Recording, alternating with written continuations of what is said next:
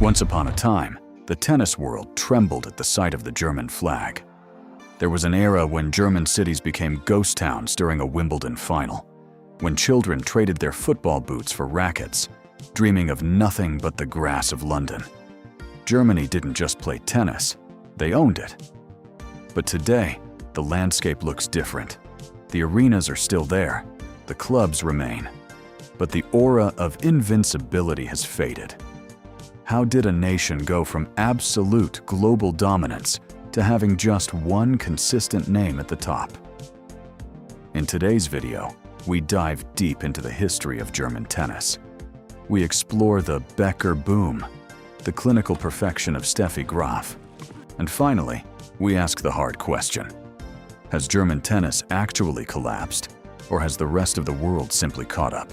To understand the fall, we must understand the foundation. Before the neon colors of the 80s, German tennis had its pioneers. In the 1930s, the sport was a symbol of elegance and aristocracy. Silly Ausum became a national hero in 1931, becoming the first German woman to conquer Wimbledon. Then there was Gottfried von Kram, the Baron, a man whose story is defined by incredible sportsmanship and tragic resistance against the political pressures of his time. He won 2 Roland Garros titles and reached multiple Wimbledon finals.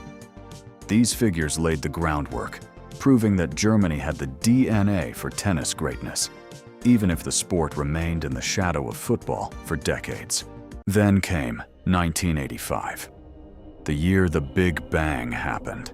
A 17-year-old with strawberry blonde hair and explosive energy stepped onto the center court of Wimbledon. His name was Boris Becker. He didn't just play, he attacked the court. His diving volleys and thunderous serves mesmerized a nation.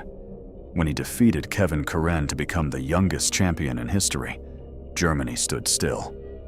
This wasn't just a sporting victory, it was a cultural shift. The Becker Bum was born. Membership in tennis clubs skyrocketed by the millions. Tennis was no longer for the elite, it was for everyone.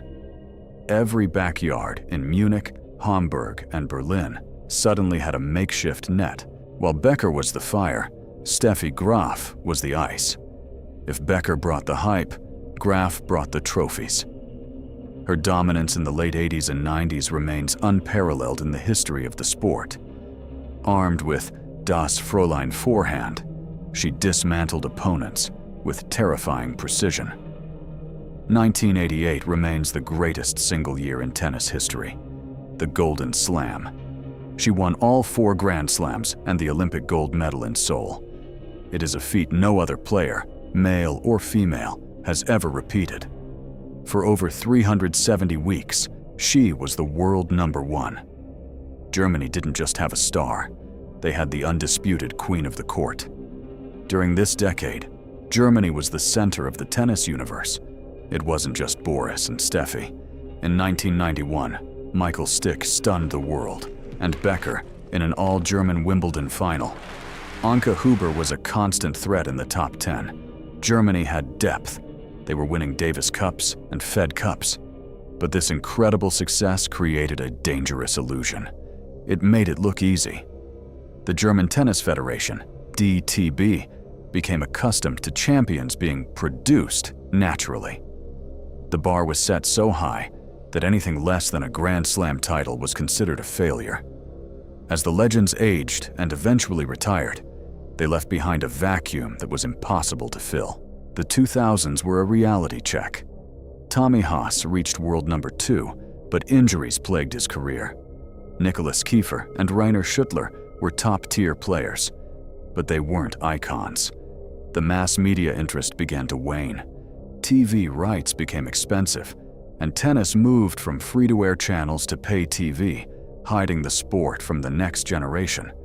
Sponsors pulled out, and several historic tournaments on German soil disappeared from the calendar. The boom had turned into a slow, quiet decline. The infrastructure was there, but the spark was missing. There have been flashes of the old glory. Angelique Kerber defied the odds to win 3 Grand Slams, briefly bringing the nation back to its feet. And today, we have Alexander Zverev. He is an elite athlete, an Olympic champion, and has spent years inside the top 5. By any objective standard, Zverev is a monumental success. However, he often stands alone. In a nation of 84 million, why is there only one man at the very top? The women's side is currently in a difficult transition, searching for the next star to follow in Kerber's footsteps. The global competition has intensified. Nations like Spain, Italy, and Eastern European countries have developed systems that have arguably overtaken the traditional German model. So, has German tennis truly fallen? If we measure it against the impossible standard of the 80s, then yes. But perhaps we are looking at it the wrong way.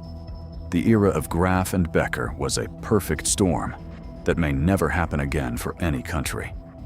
Today, Germany remains a solid tennis nation, but no longer a dominant superpower.